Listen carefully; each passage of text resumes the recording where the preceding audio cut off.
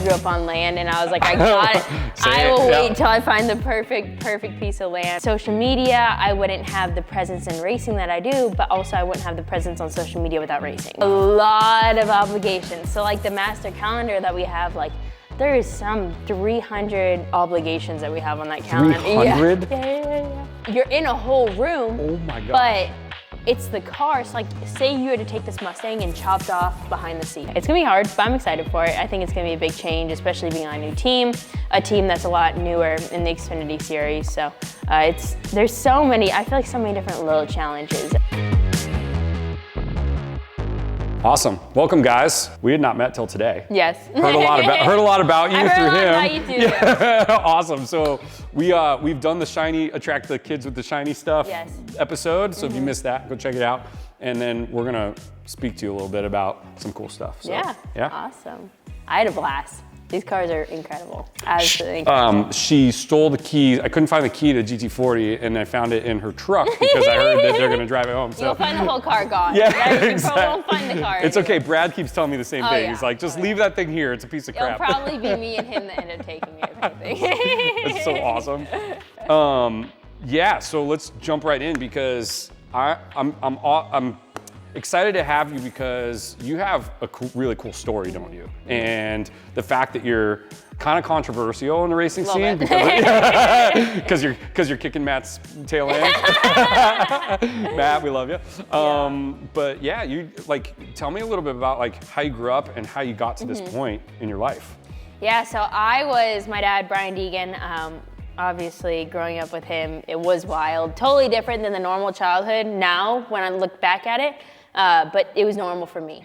Like how your kids will probably always think that this is normal, that every dad has a collection of 10 cars. And Dad, can we drive in the blue car? Yeah, exactly. And so it becomes your normal when you grow up with that. And so I think just experiencing it all and taking it all in and then realizing how abnormal it was makes me appreciate it more, especially nowadays. But just getting into racing, I wasn't planning on getting into racing. It was actually my family really wasn't planning on me getting into racing either, but my dad made the transition from 2-wheels dirt bikes to 4 wheels doing off-road racing. There were some kids racing and I was like, I gotta be a part of this. This looks so cool. And I was a firstborn kid. Like my dad's businesses were doing phenomenal back then. And so I got a lot of what I wanted. I was a beggar. I was a total beggar. If I wanted something, I was like, please. And Dad, you always go to dad too, right? Mom was bad too. Oh, okay. My 5-year-old comes to me. She's like, I know, Dad. Yeah, she's already there. But I ended up asking them. I was like, I see other kids racing these off-road trucks. Like, I want to race them. And so they ended up giving me one for my 8th birthday. I started racing from there and never looked back. That's how it started. That's awesome. I had a few quads growing up, little dirt bikes, things like that, but nothing that really was this is what I want to do for the rest of my life. And then once I got into the off-road racing stuff, I just loved it. It was more so our whole family getting to spend time together every single weekend racing at the racetrack. I was there already, so it was kind of a why not type deal. And so I ended up falling in love with it, started getting better at it. And then once I started winning, I was like, okay, this is what I want to do for the rest of my life. What do I need to do to kind of succeed at that? And so I ended up moving to the East Coast. We were part-time moving to the East Coast. I was in the diversity program, ended up racing some late model stuff. I got picked up by Toyota.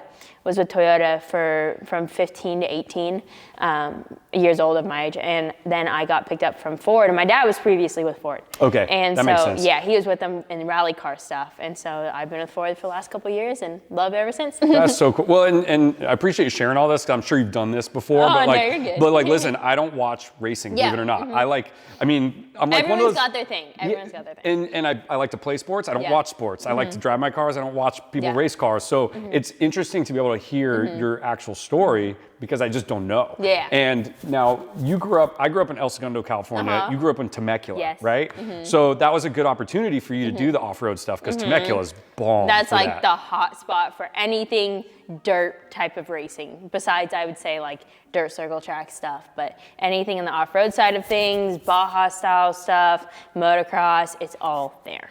I had a lot of friends growing up in Gundo, and if you don't know where else Gundo is, it's like pretty much if you fly into LAX, you walk across the street, and that's like my hometown, right? So, but I had a lot of friends that like they were in that scene, and they all had built trucks. I didn't know what the heck I was looking at. I'm like, you're driving that around El Segundo? The bro runners. The bro runners, literally. I had to explain to my fiance what that was. I was like, dude, you don't know like what bro runner. It's totally true. And then like Huntington Beach. Yes, like, Huntington Beach. Yeah, so I never really understood it, but that's like some of the best off-roading stuff out there. So now I get it. What a cool way for you to grow up, and then coming here, like was it culture shock coming here with the race world? How, like what was that like for you? A lot different. A very, very, very different. I felt like, and I think it's why I struggle to make friends out here. And why like I feel like me and even Chase struggle to make friends out here is because it's so different from what I grew up with. I felt like when I grew up racing on the West Coast, everyone was friends. Like you'd be racing against each other on weekends, but you guys were all buddies. You'd all go to the desert together and go to lake together. Like it was still like a very tight-knit group of people in like that off-road West Coast racing scene. And then all of a sudden I came to the East Coast and I'm like, nobody talks to each other, no one hangs out, like it's kind of weird. And so I feel like it's still a little bit of a culture shock for me because I'm so used to having people around. And now I'm like, I just do my own thing now. And so I'm kind of a loner on that side of things. So how long have you been in North Carolina? So I moved part-time out here with my family. We would kind of bounce back and forth. My parents ended up building a house on Lake James, and they don't really live there anymore. They just kind of have it when they want to come down during summer or when they're visiting. But they were up there, and I ended up bouncing back and forth between California with like some of the East Coast races and the race team being out here. And I was about it'd be like 18 at that time, 17, 18, and then ended up moving full-time down here. Well, I'm 22 now, so I was 19 when I moved full-time here. So got an apartment, now I have a house. So my one requirement for why I didn't come down here and was like, oh, I need to get a house immediately is I had to have land. I grew up on land, and I was like, I got it. I will wait till I find the perfect piece of land with a nice house on it. And I'm not too picky when it comes to like the house side of things. It's more so having land. I want my land. Well, like you were just outside playing with the llama. I mean, like there's something about being on land. And I grew up in an apartment building. I grew up in the concrete jungle of LA, right? And I didn't even know what a farm was, I think, until I was like 25. So now to have this, and I go, wow, I think the world is missing the connection with nature. Yeah. Right? I agree. There's something about it. You walk outside, you're petting the llama or horse, and it's like your whole world just, all the stress disappears from that moment. I completely agree. And so that was something that like, I feel like after growing up with the land around and being able to do a bunch of fun, different crazy things, I feel like I can never go back. After living in an apartment for a year, I was like, I could not like live in a regular neighborhood. Like I gotta have land. Like I don't care if it's a small house, I don't care whatever. Like I need to be able to go outside and do my thing and just have fun. Yeah, I mean, there's so much to be said for living in this part of the country too, because it's so funny that we have like uptown Charlotte, and then super city, like hardcore city, but like still small town feel, but like big city vibes. Right outside of it, like right outside of it. We're like, I mean, we're 20 minutes from uptown Charlotte, and I'm on 30 plus acres, and now we're riding horses or ATV riding. It's crazy because I literally drive 30 minutes to the airport, which is closer than when we were in Temecula to the airport, way closer. Oh my gosh. And next thing you know, I go from being in literal, like to where the closest thing, grocery shopping near my house is at Walmart, to next thing you know, you're at Charlotte Airport and like next to the mall and stuff. It's really, really weird. Very, very weird. Like there's like a distinct separation, I guess, from like the main city of Charlotte. And some people love living in the city. Not my forte. I couldn't. Yeah, I'm not big on it either anymore. We barely ever go into like actual Charlotte, like only to go to the airport really, and then occasionally to the mall. Same. That's it. It's so weird, but it's kind of nice knowing that it's there too, because you just get you get the best of both worlds, because it's like, I want to be out here doing this today, but you know what? Yeah, let's go to a rooftop and for a date night or whatever. I know sometimes I forget that we live near a city. Like, oh, you want to like go out to dinner tonight? I'm like, oh, we don't have to go like Chipotle or something. Like we can go somewhere else. But it's funny because like you and I are so into the driving part. Like I'll take F85 or this thing, and I leave my house and I'm on some awesome backcountry roads. Like when I was growing up in El Segundo, I was like, cool, another stop sign. Yeah. Living in the city is gnarly on those side of things. I was always used to living on a dirt road growing up. So like, I'm like, oh, it's nice. At least there's like a paved road to our house and everything. So at least that's a nice road. You couldn't live on a dirt road by any means. No, well, I did for a while. We put this asphalt road in after I moved here. I was like, well, you know what else I really like too, which was a big de-stressor for me, was coming out of LA, just not dealing with the traffic. The traffic is so bad. Isn't it wild? Bad. It is terrible. The 15 freeway, terrible. 215, all of it. 405. Like, atrocious. How often do you go back to California? Quite a bit. Because so you're Monster's still like, down there, their headquarters. Right. So I go down there quite a bit for that. And then now I'm gonna be going back and racing quite a bit down there because. In the past, you went to Fontana, but going back to like Sonoma area, I'm down there for a lot of sponsor stuff though. A lot of like my sponsors I grew up with when I was younger have stayed with me, and a lot of them are based in California. So I'm always down there. So you're like constantly frustrated. Oh yeah. You're like, I'm going to SoCal. Oh yeah, I love it. I love Southern California though. Like I love it where we grew up. I don't like the city part. I don't like going to LA. San Diego's but I love going to the beach, and I love being able to go and kind of like we had our area in California, which was super, super nice. We had our property, and everything else kind of got built up around it. Yeah, which is kind of what's happening here too. So I'm gonna transition you into a totally side topic, because now what I wanna talk to them about is let's kind of give them some insights into what it's like doing what you're doing, how you're kind of navigating some of this, right? Because this is wild to see you at 22, like with the stature that you are in the industry, right? Like, what is that like for you? What are some of the aspirations? Like, tell us kind of that side of things for yourself. So I think even away from racing, I feel like there's so much that happens in my life that's still connected to racing. Like everything in my life goes hand in hand. Like without racing, I wouldn't have the merchandise company, but without social media, I wouldn't have the presence in racing that I do, but also I wouldn't have the presence on social media without racing. So like it all is connected in one way or another.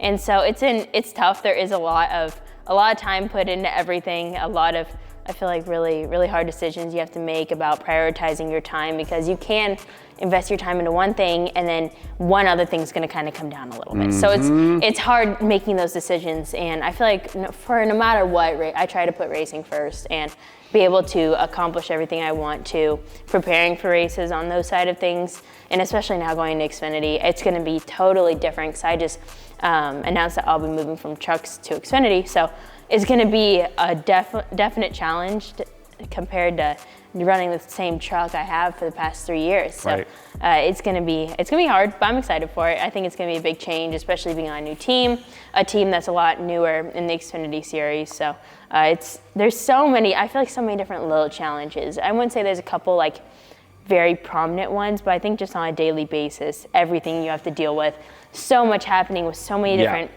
and I'm super, super thankful for all the sponsors I have, but with sponsors comes a lot of obligations. Literally, this is where I was going with this. A lot of obligations. So like the master calendar that we have, like there is some 300 obligations that we have on that calendar. 300? Yeah.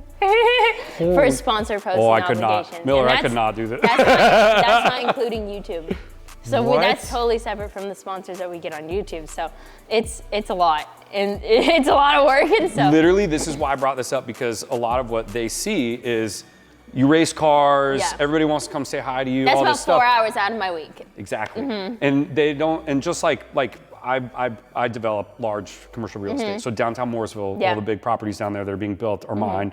I also do the YouTube, I also do this other stuff. And what people see is this little hill at the top where it's like, oh, he's driving his GT40. They don't see even as small as like, when am I gonna post and how am I gonna post? Like, who does that? How do we collaborate on those things on top of all these sponsors? So like, how do you manage all of this? I feel like we've built a really, really good group of people around us. My manager does a great job. He was a family friend of my dad's growing up. He was my dad's manager his whole career, still is. He's my little brother's manager. Awesome. So he manages our whole family. And really, I'd say his main people are our family. And so he puts a lot of time and effort into that, and he's always done a great job. Like, he's never screwed me over on anything ever. Like, he's got full access to my bank accounts. He wires himself the money. I go through the books at the end of the year, and everything is perfect. Like, he does does a great amazing. job, super trustworthy, and he's like a second dad to me. So I think that when it comes to that side, I think he does a great job. And then also on his team, he has someone who just literally coordinates my schedule. Make sure I don't fall behind on sponsor posting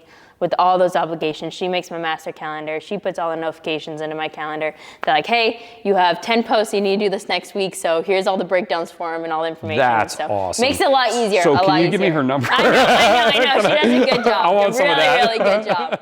So she definitely helps a lot of scheduling and stuff. And on a day-to-day basis, I would say when it comes to planning my week out, it's mostly prioritizing anything with racing first, whether I have to go to a meeting at the shop, do anything for the race team, sim time, going to the Ford simulator. Those are gnarly. The Ford simulator's gnarly. And I wish I could show you because like I can't even take pictures inside of it. Really? Yeah, it's super, super secret.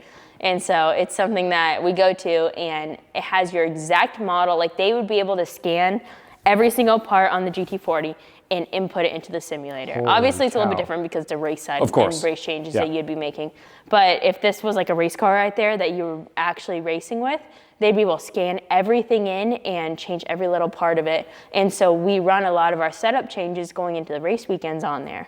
And all the changes we plan on or would want to make at the track but don't have enough practice time to. So I go there once a week for a few hours and we run through everything that we're going to be running that weekend. That's incredible. Well, I do have an experience like that. When I got hired by Northwest Airlines, I was a pilot. I used to fly a CRJ 200. Literally, the first time I ever flew with paying passengers, or first time I ever flew the actual plane was with paying passengers. So did you ever go to Disneyland growing up and you go on Star Tours and the robot would be like, it's my first flight, how about yours? I swear to God, no joke, because I just don't take life that seriously. After the first flight, I stood in the aisle, and as people were walking off, I said, it was my first flight, how about yours? And it was literally the first time I'd ever flown that plane in real life. The simulators were that real. Damn. We would do 40 hours in the simulator, and they'd put you right on the flight line. Damn. And that's for like commercial airlines. Commercial airlines. That is crazy. And that was back in 2004 and 5. Wow.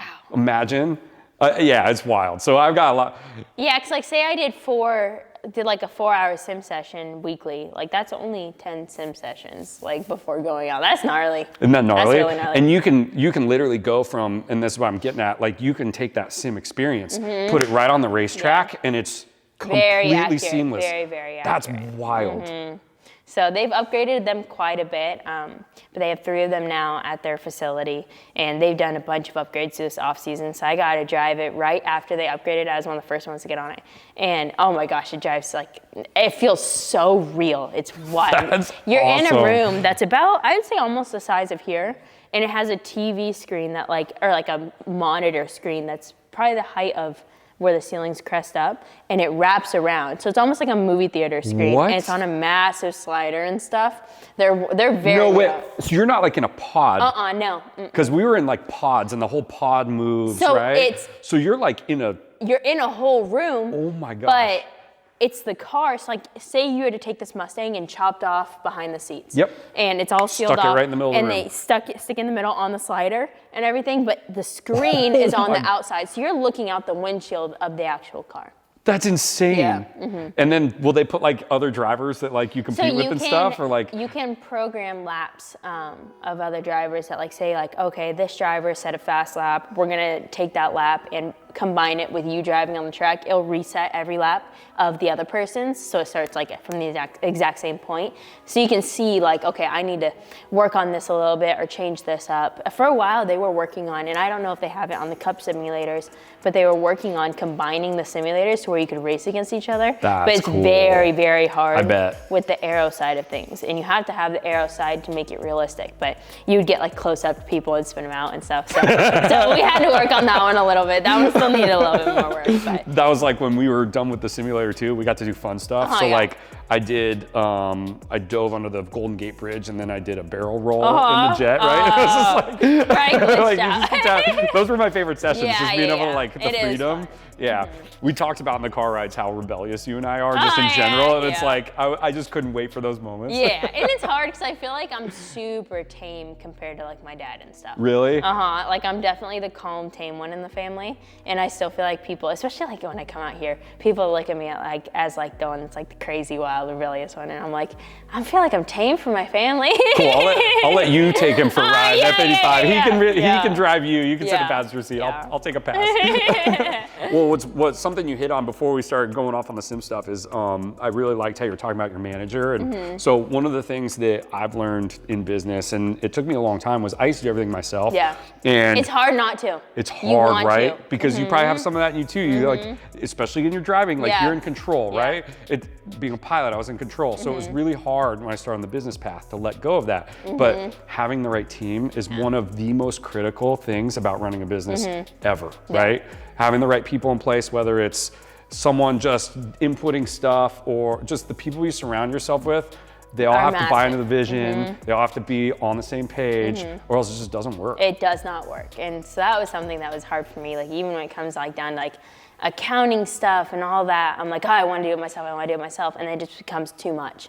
Like you can't do everything, still start taking away from something else. So it's hard for me to let go of all that. Like after running a few businesses and in building those, you want to just control everything. And you don't have enough time to. Like there's not enough time, not enough time in a day to do so. Like you seem like the person like I am where it's like, okay, that person ordered something. I'd like to put my hands on it and put it in the box and ship it to them personally, right? I let Mo handle that stuff. But it's just not possible. Yeah. So like you have to let go of certain things if you want to grow and expand. Has that been something that you faced that's been a challenge for you, is the growth side? Like, how's that been as far as like, I know you start your merch. So when do you know it's time to like bring someone on, see what I'm saying? Yeah. So I noticed that like the biggest thing on the merchandise side when we were doing drops and we would have like a big run of orders when we just dropped shirt. And it was just Mo in there, Chase's little brother. It was hard for him to get all those orders done in like a good amount of time. Mo. And so we're like, man, like it's good. Mo does a great job throughout the week and everything, but when these big orders come in, it's not physically capable for one person. Right. Especially going now up to Xfinity, you gain more followers, equals more orders. And so I was like, we need to bring another person on to help out with this. And so I think you just see it over time and you learn that like, okay, hey, we could do something, could be a little bit better here. It's gonna still be super valuable. And so we brought another person on for that. And so we try to have people help out here and there and finding people who are actually good and will be able to stick around that you're comfortable with. That's huge. Being comfortable with people is very hard because we don't have many friends. Yeah, I mean, it's like growing a business, having a business. There's so much, like we were saying, there's so much that goes on behind the scenes that people don't see. So like for example, when you're planning out your content, right, for YouTube, that's a whole nother level and something I'm curious about because I made my money doing something else. So right now I have the freedom to do anything on my channel, right? Is there some kind of limits to what you can, like how do you manage all of these sponsors and still be able to pick what you're doing? I mean, it's hard because I feel like when you first start YouTube, you have so many ideas. So many, and it's easy. It's just you have content, so much content because you're filming so much because there's so many ideas. Well then after like a certain amount of time, you start losing ideas. Like there's just nothing, you start running out of ideas. And I feel like we've gotten to the point definitely where we're like, man, what do we do today? Like we just did a Can-Am video. We could do the go-karts. Well, now it just rained and everything's all wet on the track. Well, okay, well, what do we do now? And so I feel like we find ourselves in those ruts a little bit, and sometimes they're worse than others. But for the most part, the racing side of things produces enough content itself. Okay, good. And so I would say 25% of it is not racing content, like true at the racetrack racing content. And so that's where sometimes it can get hard. If we have a couple off weekends, it gets a little difficult. And then with the sponsors too, are there certain restrictions that are placed on you where you have to kind of tread lightly? Like you could have this great idea and you could be like, well, does that fit in the mold? I ask them. So if it's that questionable with sponsors, thank you. If it's that questionable, I will ask them. Okay. So I've gotten in trouble enough with sponsors that I to ask. Miller's laughing back there because Miller knows. Miller's been a part of this. Well, it's funny because like we have some pretty big companies that we're negotiating some stuff with right now, and one of them, the first thing I told them was, listen, if you're gonna try to restrict any of our content, let's just stop right now because I'm just not interested. Finding people who won't restrict you is huge. Yep. And I think you can immediately, like, I'll lay it out to people that we're talking to, be like, hey, this is what we do. Like, if you're comfortable with it, awesome. If you're not, it's not gonna work. Like, and I want this to work. And I've had partnerships where you start out and you're like, okay, I just want the money, and next thing you know, you're a couple months in, you're like, dude, this is miserable. Yeah, like, I will pay you to get away from me. Like, is there a prepayment penalty? I know. I don't want your money. Get away. How many years did I sign with you for again? I know. I've had partnerships like that before, and they just never work out. They never have a good longevity side to them, and it makes everything more difficult. And the last thing you need is stuff that's more difficult. What are some tips for some people watching? There's going to be people that are making business deals happen, and people that are going to be in this position eventually where they may make content and they might be negotiating contracts. What's something that you look for as far as like when you put those together? You know, you kind of know what to look out for. Where you're like, that's a problem. Yeah, I think when it comes to the finding sponsors or having people a part of it, like say you're making content and there's a brand that wants to be a part of it. Yeah, I kind of look at like the longevity side of things of, okay, how much are we really going to be able to do with this product? Are we going to be able to produce enough content with this product to make them happy and fulfill all the obligations? Because you can say that like, oh yeah, that'd be no problem to film 4 videos for you guys or 4 integrations. But I'm like, okay, realistically, what 4 things are we going to do with this product? Because say it's it could be whatever. It could be a model car. Like, and you're okay, well, what am I gonna film with this? Yeah. 4 times. So, like, I think you can only throw it off a bridge so many times. You can only do so many things with things. So that's why I feel like Monster, I feel like is a great partner. Ford, obviously, I drive a Ford every single day, so it's easy, super easy. Yeah. Monster, I drink so many energy drinks. So it's very easy, and they're super easygoing too. Monster's a cool brand that I like being a part of. So. I feel like they represent the same things that I do too. So awesome. I wear Monster logos all the time, but there's a lot of, you just want to work with people I feel like that are on the same page as you, and you know that you can do a good job for them. Yep. That you're going to be accomplishing the same things together. I love that, because one thing we're talking about is, and we had my buddy John here the other day, and he's a big YouTuber too, and he does full time and does really well. And he's saying like, listen, I don't want to be the guy that's like pitching in the middle of my video to somebody. I want to be sponsored by things that I use every day regardless, right? I mean, it sounds like that's just kind of how you feel. It just so happens on a large scale you're using it. And I'd say it's a lot like that on Instagram and things like that, TikTok, Facebook, all those sides. But on the YouTube side, it's a little bit harder because I feel like bigger brands are more strict. They start saying that like, oh, I want you to say, hey guys, this video is sponsored by so-and-so the moment you start an ad. So occasionally you find yourself getting into those types of things. Which I try to, if it's deals like those, I try to just do it like a one time with that brand. So it's not like every single video is the same deal. And people are like, oh my God, here we go again. Here we go again. Where's the skip button? Yeah. I know that I do that to other people. But as long as you get the word out of your mouth before they skip, that made it all worth it right there to the sponsor. That's awesome.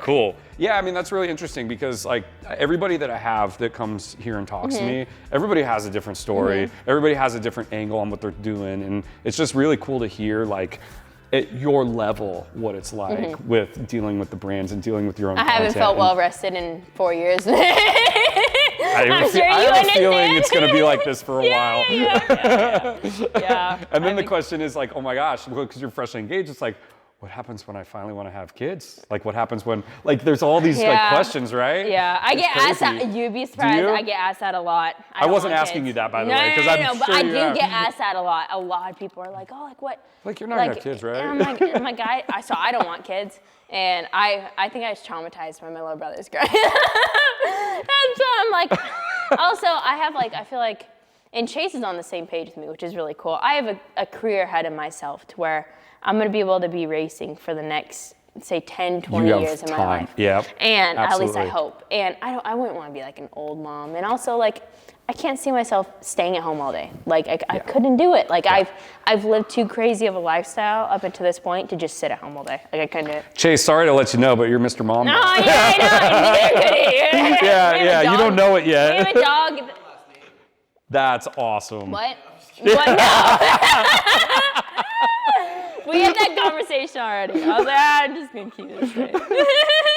Well, you know, it's funny. I didn't want kids either. Like, I was adamant about it, and then my wife gave me an ultimatum at one point. And I was like, "Well, I do really love you." So, and then after we had our first one, I was like, something changed with me. I'm not trying to convince you. Yeah, by the way, I understand. But I did the skin to skin, where when you first have the baby, and my best friend since first grade was at the hospital before we had the kid, and I saw him. And after I did skin to skin, and he pulled me aside the next day, and he's like, "I've known you my entire life, and you changed as a human being." I hear a lot of people say that. A lot of people. Dude, I was like, that was wild. I had goosebumps. I was just like, what? Yeah. You know, that's how significant it was, and then I've never looked back. Now, and I feel like it's the same way with my parents. As soon as I was born, it was kind of the same gist of things. I feel like everything that they were doing, or at least like about in the past, like everything changed as soon as my parents started having us. yeah. Luckily, I'm bringing mine up in the car world, so they it's enjoy. Inevitable. I feel like whatever kids are so influenced by whatever their parents do.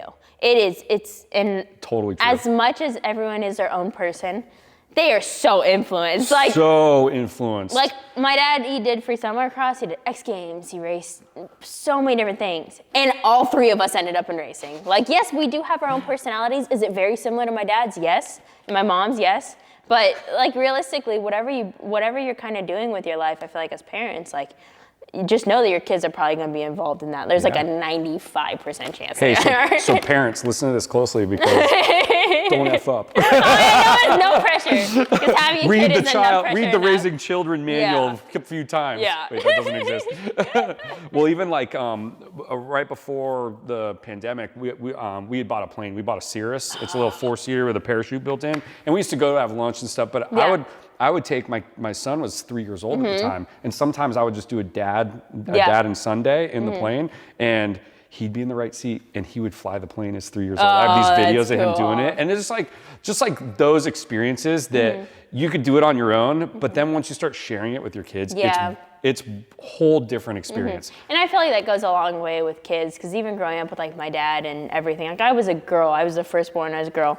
Like I was probably gonna be a more like on the mom side of things, girly, and I was by all means, but still I feel like my dad shared so many cool experiences with me, whether it was he was practicing on the jumps and stuff, and he would put me on the dirt bike with him and go ride around, like little things like that I feel like went so far. That's awesome. And I think that's truly like the reason why I was so interested in getting into racing, is because I got to experience, even though I was a girly girl, did volleyball, Girl Scouts, everything was pink princess crowns, I got that little bit of experience and loved it. I love that. I stick my 5-year-old daughter on the front of the ATVs. I've been doing it for 2 years, and she's always like, "Dad, faster, faster!" We're doing like 45 miles an hour. That's cool. That's really, really cool. Or like I was telling you in this thing, I'll take her to school, and she's like, "Dad, I hit the 4 again." We're in like 4th gear. She wants me to go above 4,000 RPM. I'm like, "We're going a little faster." That's funny. Really, really funny. Well, it's been, I don't want to take too much more of your time. So one thing we do at the end of the videos is we just ask you something that you think is very valuable that you've learned along the way that you would want to share with them. And I know that's probably, I'm going to talk a little longer so you can think about it. There's probably a trillion things up there, but like there's some really impactful things that I can remember in my life that I took away with me that I've shared, and maybe there's something that comes to mind for you that. I think the biggest thing is stop looking for people's validation.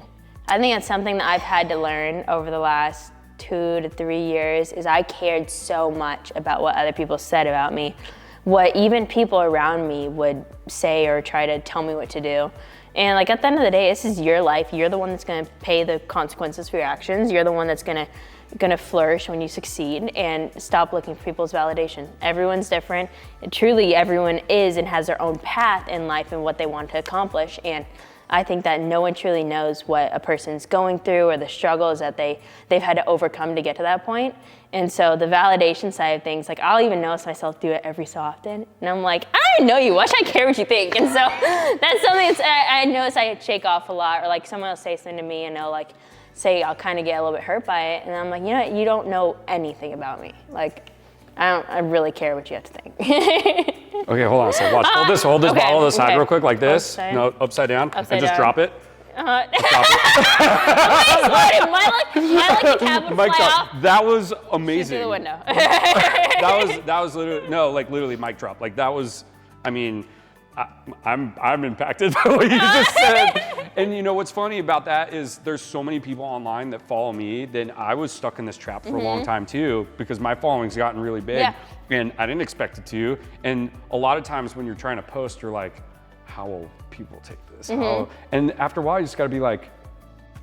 I don't look at comments on anything. The only time I do is like say I'm like liking a person's comment, or like if there's something bad and deleting it and block. Most of the time I just block people. I just straight up, my block list is probably 10,000 people. I can't even imagine what yours looks I just go like. through. I don't care. I just block them. 10,000. I've had no joke. It's bad. And I have people come up to me and my dad. I've learned it from my dad. That's what he does too. And we'll have people come up to us and be like, hey, like you blocked me on Instagram, or like, can you unblock me? Like, I'm a fan. I'm like, well, you probably did something you shouldn't have done. So no. And I'll just straight say it. That's funny. That's funny. They're doing a push-up competition. I know. That's awesome. Yeah.